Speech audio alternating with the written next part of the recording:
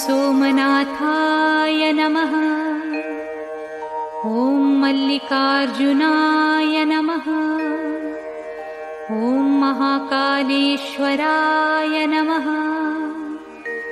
ॐ ओंकारेश्वराय नमः।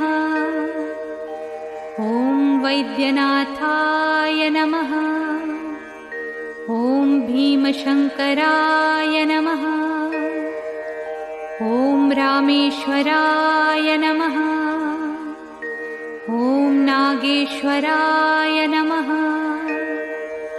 ॐ विश्वेश्वराय नमः।